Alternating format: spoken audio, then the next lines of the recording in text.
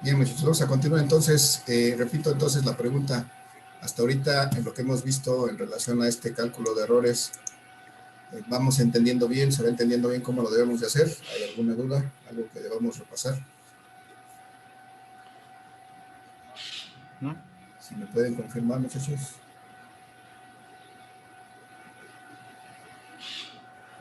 No, creo que ninguna Ninguna duda. duda, maestro. Bien, gracias. Entonces, voy a continuar para que cerremos con este ejercicio y vamos a empezar en esta misma sesión a revisar un material de vectores, que es el siguiente tema que vamos a tratar, y parece que hasta ahí llegará nuestra primera evaluación parcial, que ya les estaré informando en los próximos días cuándo será. Y bueno, tendremos algunos ejercicios adicionales a este tema y al siguiente que veamos. Bien, muchachos, entonces voy a continuar. Vamos a cerrar ya con este ejercicio. Voy a compartir nuevamente mi presentación en la que estábamos trabajando para que concluyamos con eso. Entonces, muchachos, aquí tenemos, ya nos resta solamente determinar el error porcentual. Y la pregunta es ahora, ¿qué hago para calcular el error porcentual? En general de todos, pero primero para calcular el error porcentual que cometió ISET cuando me dio esta diagonal de la hoja de papel. ¿Qué hago? ¿Qué tengo que hacer, muchachos? Se multiplica el error relativo por 100. El error relativo por 100 lo voy a indicar solamente una vez y después pues nada más vamos a hacer la operación. Pero para que quede constancia de dónde está saliendo esto, voy a poner en este primer caso que, bueno, aquí voy a poner de hecho la fórmula, que este error porcentual, que simbolizo con esta letra E con un subíndice P, el error porcentual es igual al error relativo, que es el que acabo de calcular en la columna anterior, multiplicado por 100 como bien nos dijo el compañero hace un instante. Entonces, si yo hago eso, tengo que multiplicar esta cantidad que es 0.049 por 100. ¿Qué da eso, muchachos?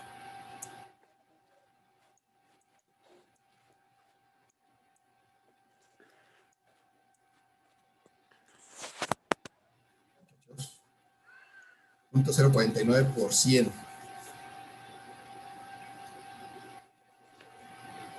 4.9%.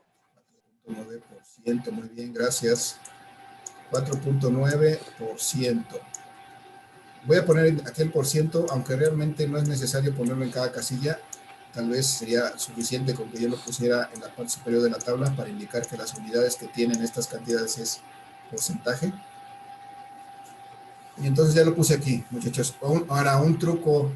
Cuando yo multiplico una cantidad por 100, pues es tan fácil como que yo mueva este punto decimal 2 lugares a la derecha y entonces automáticamente tengo este resultado ya multiplicado por 100. Si hago lo mismo para este segundo caso, ni siquiera necesito la calculadora, porque cuando yo multiplico por 100 voy a obtener aquí 2.2. Díganme sin su calculadora cuánto tengo en el siguiente caso.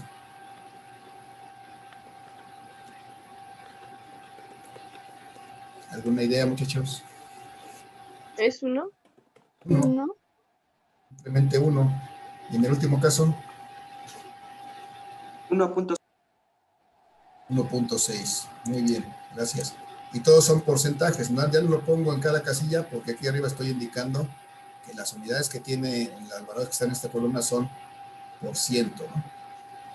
Y entonces vemos ya al final que el error que más grande, de acuerdo con las medidas, nosotros llegamos que este es el valor más probable que sea el real, porque resulta del promedio de todas las mediciones que hicimos. Entonces, en base a cómo se separan estos valores de este valor que consideramos el real, pues está dada este error porcentual. Entonces, esta medición que tomó Lisset es la más alejada. Si vemos, tiene el error más grande, pero aún siendo el error más grande, es un error menor del 5%. Podemos encontrar errores incluso más grandes del 7, del 8, 10% y podrían ser creíbles. Lo que no es creíble es que tengamos errores del 49%, por ejemplo. Si no operáramos bien esto, podríamos llegar a algo como algún valor de error como de 49%, incluso de 490%, y eso es algo completamente erróneo. Entonces, tengamos cuidado cuando calculemos errores. Recordemos esto, errores entre el 0, 5, 10% son explicables y creíbles. Errores más allá de este valor, en cuenta porcentual, ya me están indicando que estoy haciendo algo mal, que operé algo mal, por ahí tengo que revisar mis cálculos para poder verificar qué fue lo que pasó. Estos son claramente errores pequeños que son válidos y son explicables y que están dentro del orden que normalmente vamos a utilizar y lo vamos a encontrar en este tipo de ejercicios. Muchachos, hasta aquí estaríamos hablando con este segundo ejemplo de cálculo de errores. Y nuevamente repito, pregunto, ¿tenemos alguna duda al respecto? ¿Podemos pasar al siguiente tema?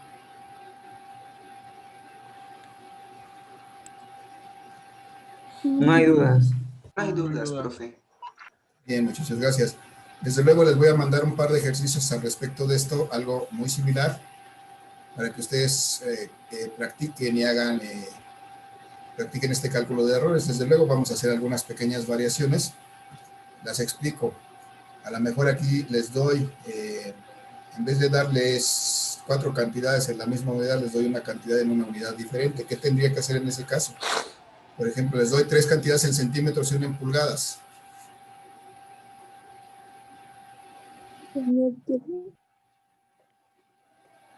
No te escuché, Aranza. ¿Me repites? La conversión, ¿no? La conversión es... Sí, efectivamente tengo que hacer la conversión. Eso es algo que debemos de cuidar, muchachos. Porque si yo tengo valores en diferentes unidades, lo más probable es que cuando yo las compare, pues van a ser muy dispares. Entonces, pues eso me va a dar errores muy grandes. Lo que yo puedo hacer es comparar unidades del mismo tipo, cantidades medidas en el mismo sistema de unidades. Entonces, si tengo cantidades en diferentes sistemas de unidades, tengo que unificar a un sistema, cualquiera que sea el sistema, ya sea que lo unifique a pulgadas o que lo unifique a centímetros, pero deben de ser todas las cantidades en la misma unidad. Y entonces hay que tener cuidado con eso y hay que jugar con eso, hay que poner en práctica lo que ya revisamos de la conversión de unidades para poder resolver a lo mejor esos ejercicios. Y bueno, eso los hace más interesantes, muchachos. Bien, entonces, si no hay ninguna otra observación adicional, muchachos, ustedes me dicen, pasamos al siguiente tema.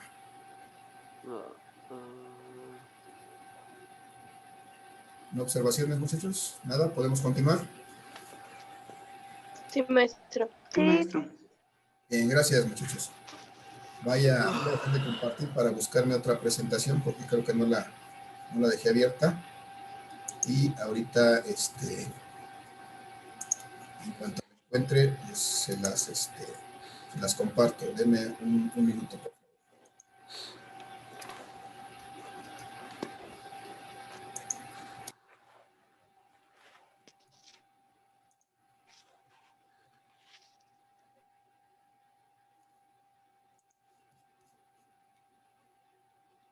No me acuerdo si ya les dije, pero les recuerdo que hay que registrar su asistencia, muchachos, no se les olvide.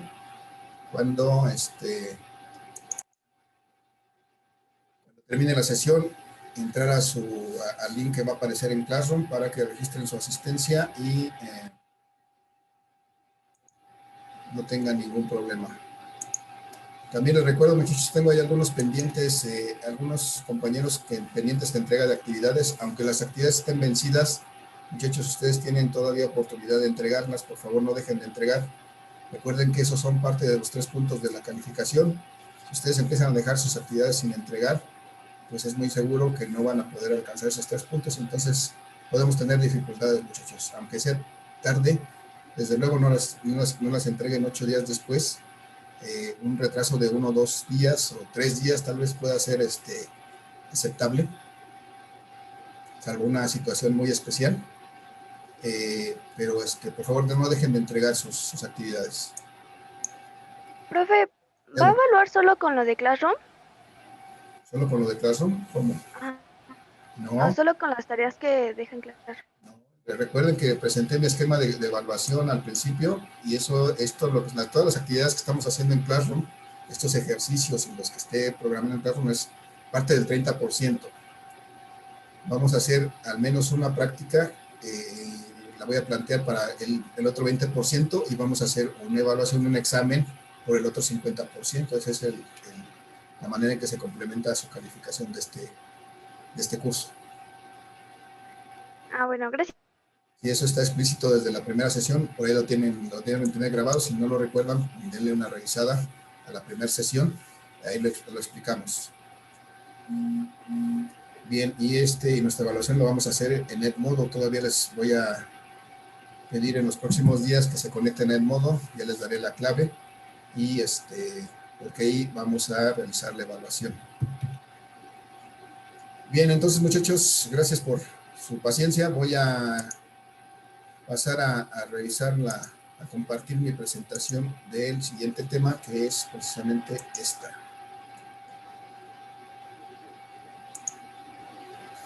Y lo primero que voy a hacer es preguntarles, muchachos, si alguien tiene una idea de qué es esto que vamos a ver. El tema es vectores. Vamos a ver en este tramo del curso sus propiedades y los métodos de suma de estos vectores. ¿Alguien sabe lo que es un vector, muchachos? ¿Alguien nos puede compartir eso? Pues uno de mis maestros me dijo que solo era una línea, profesor. Es una flecha que supone una dirección y una magnitud. Ok, sí, las dos cosas son válidas, pero ahorita lo vamos a redondear. Muy bien. ¿Alguna otra idea, muchachos? ¿Qué nos dijeron? Una línea. ¿Es una recta o un plano? Ya casi no te escuché, Valeria, si nos repites. ¿Es una recta o un plano? Una recta o un plano, ok. Vale, más bien es una recta, sí, pero tiene que ver con un plano, sí, también está dentro de un plano. Muy bien, ¿alguna otra idea, muchachos? Vamos, ahorita redondeamos esa idea. Es una línea que debe de tener módulo de dirección y sentido.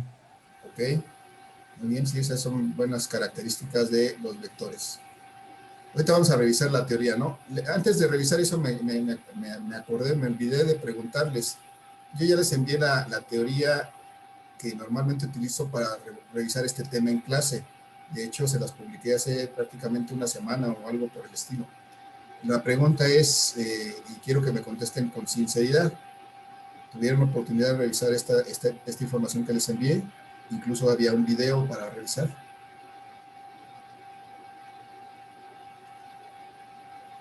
Alguien que me pueda confirmar si tuvieron oportunidad de revisarlo. Quiero que hablemos con sinceridad, muchachos, nada más. De verdad no, maestro. ¿Ok? ¿Alguien más que me confirme? No, me... Bien, bueno, entonces muchachos, la idea de trabajar el curso es, la forma que yo trabajo es, antes de la clase yo les envío información, trato de que no sea demasiado extensa, y básicamente lo que vamos a ver en la sesión. Entonces, esta información ustedes ya la tienen desde hace 8 días o algo por el estilo. Entonces, yo les voy a pedir que en la medida de lo posible, sé que están muy ocupados, sé que tienen muchas tareas y por eso les mando cosas que no estén que no sean muy grandes. Y entonces les pido que se den la oportunidad de revisarlos, por favor. A lo mejor les llevan 10, 15, 20 minutos revisar esta información, y para que lleguemos a esta sesión con un poco más de idea de lo que vamos a ver. Nada más para eso, muchachos. Entonces, les encargo, muchachos, por favor, para los siguientes materiales que envíe, que tengamos esa precaución de revisarlos previo a estas sesiones.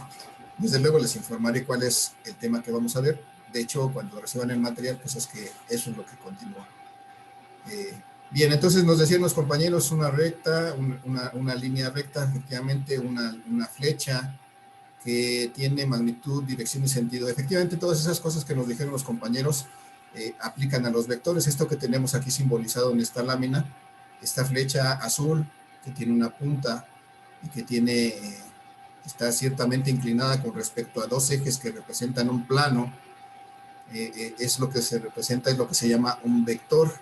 Aquí tenemos otro vector, aquí está explícito lo que es el módulo del vector o la magnitud del vector. Sobre esta línea roja, pues es lo que denominamos la dirección del vector, y esta punta de flecha es lo que se llamaría el sentido del vector. Ahorita lo vamos a retomar. Y aquí tengo varios vectores que, si vemos, pues, estas 3 flechitas de colores que están nombradas con letras, con una flechita por encima. Esa flechita por encima me indica precisamente que estas letras representan vectores. Y en este caso, bueno, dice que son vectores concurrentes porque sus líneas cruzan en algún punto. Pero bueno, antes de pasar a la siguiente diapositiva, muchachos, yo quisiera preguntarles si alguien sabe para qué me sirve un vector.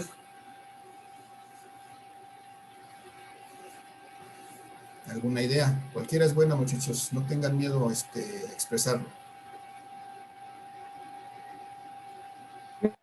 Según yo, se hacía para representar una magnitud que conllevaba una cierta dirección.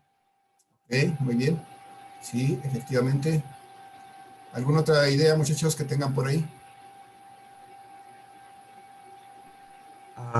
Para representar el movimiento, el desplazamiento de un objeto, algo parecido. Movimiento, desplazamiento. Más que movimiento, desplazamiento es más correcto, sí. ¿Alguna otra idea, muchachos, por favor?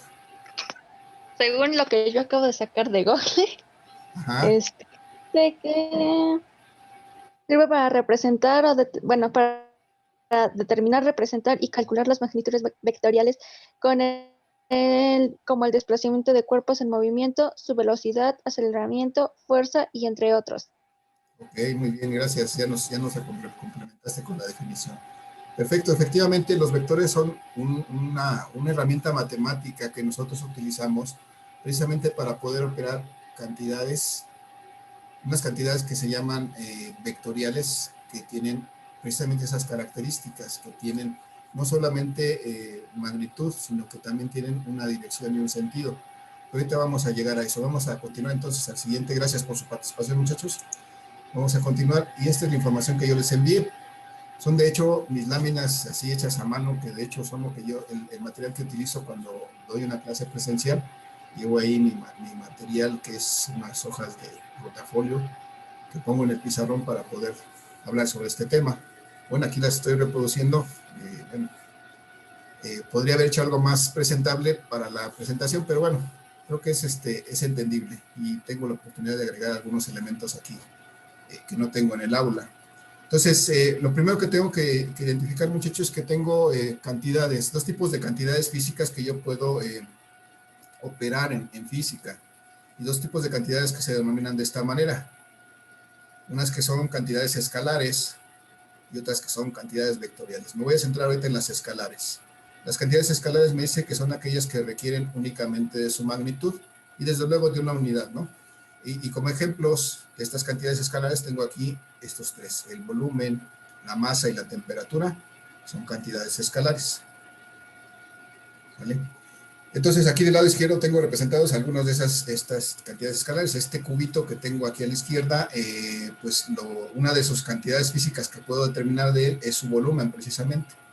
Pero su volumen es una cantidad escalar, y después ahorita vamos a ver por qué. Bueno, cuando yo calculo el volumen de este cubo, pues le voy a dar un valor, una magnitud. Por ejemplo, este cubo tal vez tenga 5 metros cúbicos.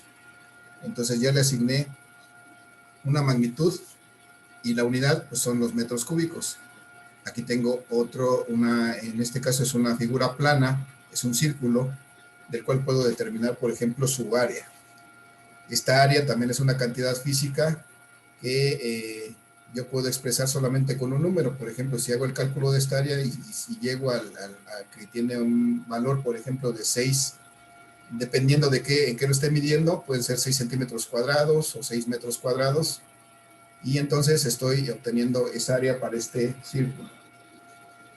Y aquí tengo, por ejemplo, como en esta imagen, tengo un termómetro colocado en el piso, en el suelo de, no sé si esto sea un desierto o sea un salar, que es una parte que también es cercano al desértico, bueno, y donde hay temperaturas altas. Si me observo, si soy observador y me acerco un poquito, veo que aquí marca alrededor de 35 grados. Seguramente son 35 grados Celsius. Y entonces aquí la temperatura también es una cantidad escalar. ¿Por qué estas cantidades son escalares? Bueno, ya vimos primero que tienen solamente esa característica, tienen magnitud y desde luego unas unidades. Pero además estas cantidades pueden sumarse, multiplicarse o dividirse de manera directa. Es decir, se pueden sumar, multiplicar o dividir con reglas del álgebra elemental. Si yo tengo aquí un cubo de 5 metros cúbicos y luego de alguna manera hago que crezca este volumen y le agrego 3 metros cúbicos, ¿cuánto voy a tener? Les pregunta, muchachos. 5 metros cúbicos más 3 metros cúbicos. 8. 8 metros cúbicos. Si esta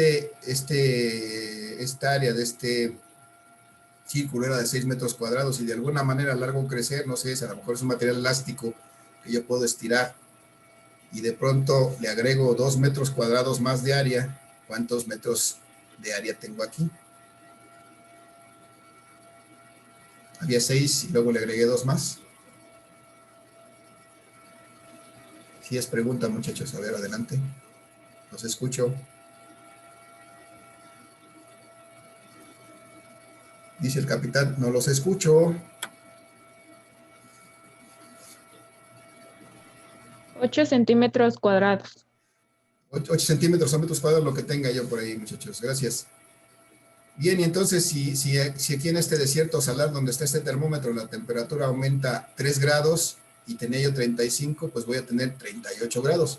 Si se dan cuenta de lo que hice en este caso, en todos estos casos, para poder obtener, operar estas cantidades que eran metros cúbicos o metros cuadrados o grados, en el caso de temperatura, lo único que hago es sumar, como haría sumar cualquier cosa. Si tengo 3 naranjas y pongo 2 naranjas más, pues tengo 5 naranjas. Si tengo 5 kilos de tortilla y regalo 2, ¿cuántos me quedan? 3 kilos. 3 kilos, entonces, pero lo único que hice fue restar y sumar de manera directa, como lo hago de manera cotidiana para cualquier cosa. Entonces, esa es la característica de estas cantidades escalares. Simplemente tengo que utilizar el álgebra básica, lo normal, lo que ya sé usar y uso de manera cotidiana. No hay nada nuevo que saber al respecto. Pero tenemos otras cantidades, muchachos, otras cantidades que se llaman cantidades vectoriales. Estas son un poco diferentes. Desde luego, todas son cantidades físicas. Pero esas cantidades vectoriales se llaman así porque requieren, más que de solo la magnitud, requieren expresar la dirección y el sentido de esas cantidades. Como ejemplos tenemos el desplazamiento. Ya nos habían mencionado el desplazamiento hace rato. También la compañera nos mencionó la velocidad, la aceleración y el peso, que el peso es una fuerza. Es diferente a la masa. Ya lo veremos con más detalle un poco más adelante. Y entonces, por ejemplo, el desplazamiento. Si yo me quiero desplazar, yo digo, por ejemplo, muchachos, ustedes viajan en metro, supongo, en algún momento, ahorita un poquito menos tal vez, si no tienen necesidad, pues no lo hagan. Si están en una estación determinada y dicen, voy a viajar 5 estaciones, ¿será suficiente con decir que van a viajar 5 estaciones? No. ¿Qué me hace falta para poder decir exactamente hacia dónde me estoy dirigiendo? ¿Dirección? Sí, dirección. Por ejemplo, si estoy, yo creo que todos conocen el metro, la estación del metro Pino Suárez es una de las más concurridas. Si alguien ha estado en el metro Pino Suárez y dice, voy a viajar 5 estaciones, con eso no es suficiente, no da suficiente información para decir hacia dónde va a viajar. Tendría que decir que viaja en dirección, por ejemplo, Observatorio o en dirección Pantitlán. Y entonces sí estará diciendo hacia dónde se va a desplazar. Entonces, esa cantidad, que es el desplazamiento, entonces requiere de una magnitud y de una dirección. La magnitud son esas 5 estaciones, la dirección pues será la que nos indique, ¿no? Hacia Pantitlán o hacia Observatorio. No sé si queda clara esta idea, muchachos. Sí. Sí, y bueno, la dirección propiamente sería la línea 1 y el sentido, ahí es donde entraría si es hacia Observatorio o si es hacia Pantitlán. Entonces, tiene esas 3 características. Bueno, dice 5 estaciones, estoy en Pantitlán, 5 estaciones pueden ser hacia acá o pueden ser hacia acá. Entonces, yo sé que me voy a mover así, solamente así porque así está la línea, pero si digo, si es hacia Observatorio, entonces me moveré hacia acá, y si es a Pantitlán, me moveré hacia acá, y entonces eso es el sentido. Entonces, esas cantidades que requieren toda esa información para poderse expresar son cantidades que se llaman vectoriales. Y precisamente para eso nos sirven estos vectores, para representar esas cantidades vectoriales que requieren esa información adicional para poderlas expresar correctamente. Entonces, ya vimos aquí los ejemplos y estas cantidades vectoriales, igual que las cantidades escalares, se pueden sumar, se pueden multiplicar, se pueden dividir. La diferencia es que tengo que hacerlo con reglas del álgebra vectorial, es decir, pues tengo que operar vectores, tengo que aprender a operar vectores, a hacer estas operaciones de suma, multiplicación, división, resta incluso, con reglas del álgebra vectorial. Y eso es el tema que vamos a tratar en los próximos días. Álgebra vectorial que me va a servir para operar cantidades como las que están mostradas aquí. Esto es velocidad, por ejemplo. Velocidad, esto es desplazamiento. Desplazamiento. Lo que tengo simbolizado en la imagen de abajo es esto que está aquí, es peso.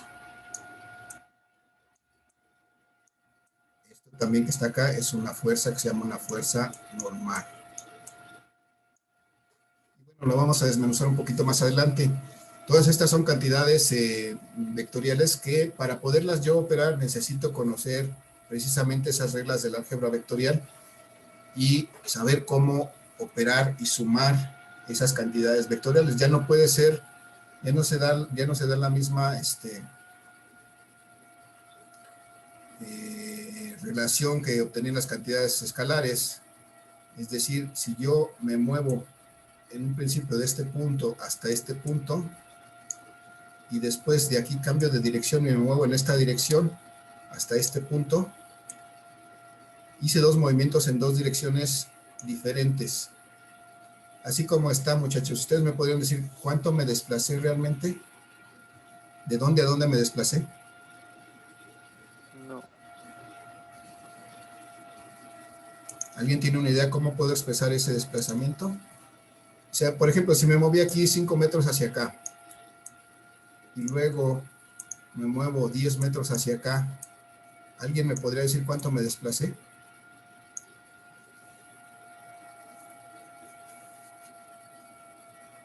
Sí, no. ¿También se va a decir no, muchachos? No, perfecto. Bien, gracias. La lógica me diría que me desplacé 15 metros, porque fueron 5 hacia acá y luego 10 hacia allá, 15 metros.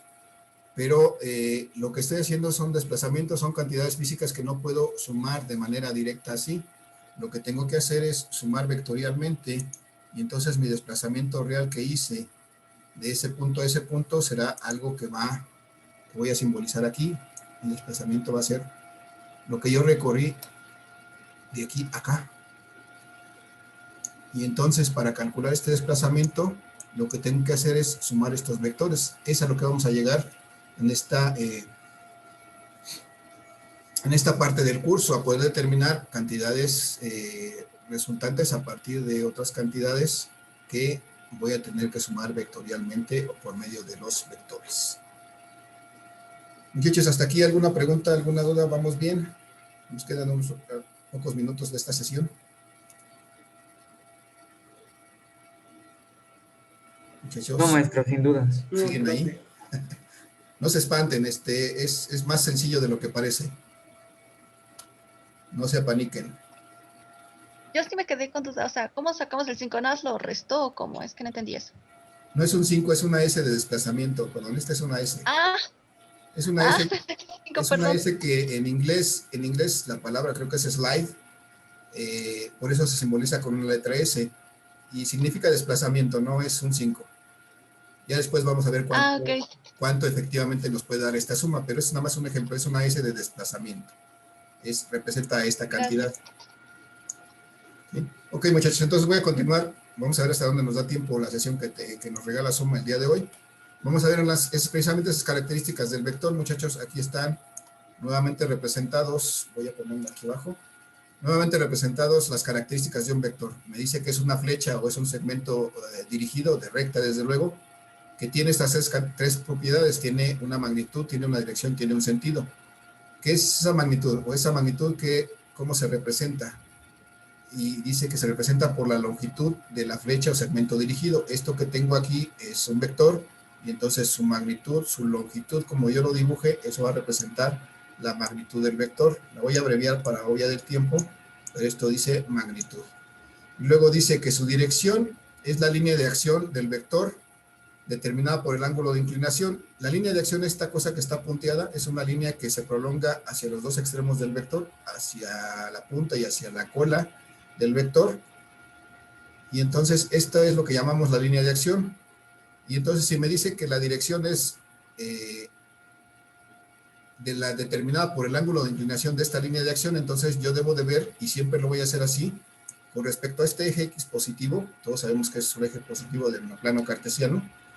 Entonces, si yo mido aquí un ángulo, esa va a ser precisamente la inclinación de este vector, o su dirección. Eso va a ser su dirección, el ángulo que forma con respecto al eje X. Por otro lado, su sentido es la orientación, dice, del vector hacia uno de los extremos de la línea de acción, hacia allá, hacia arriba en este caso, o hacia abajo. En este caso aquí tenemos la punta de flecha, y esto me va a dar el sentido de este vector. Porque yo pudiera tenerlo en la misma dirección, en la misma dirección, pero dibujado hacia acá, y entonces tendría un sentido contrario. Este sería el sentido contrario a este que acabo de marcar arriba. Esta es la dirección. Qué tan grande lo dibuje es la magnitud. Ya tengo aquí las tres características propias de un vector. Todo vector tiene estas tres características. Tiene magnitud, tiene dirección y tiene sentido que yo voy a operar. Hasta aquí, muchachos, ¿alguna duda? No, maestro. No, profe. Características del vector, aquí están, No, profe. acá están No, marcadas profe. abajo. Gracias, acá abajo están también marcadas en esta lámina. Recuerden, esta información se las voy a pasar y desde luego voy a subir esta sesión para que la puedan repasar en el momento que lo requieran. Voy a la siguiente lámina, muchachos. Esta me habla de algunas otras propiedades de los vectores. Esto es mera teoría. Vamos a llegar a la parte bonita, que es la parte práctica, pero bueno, tenemos que revisar esta teoría. Nuevamente aquí me dice que un vector pues, tiene una magnitud, tiene un ángulo que se daría su dirección, y ese ángulo también recibe esta denominación como ángulo polar, para efecto de cómo vamos a escribir estos vectores. Este ángulo se llama también el ángulo polar, es el que me da la dirección. Y el punto donde cruza con la horizontal, pues es lo que llamamos el polo, y ese horizontal vamos a llamar que es el eje polar, que generalmente va a coincidir con el eje X. Y entonces, en base a esta forma de representar los vectores, yo veo que puede haber vectores positivos, vectores negativos o vectores que sean iguales. Los vectores positivos pues son aquellos que tienen dirección y sentido que corresponde al ángulo polar. Este vector que está aquí representado, este que voy a resaltar, es un vector positivo.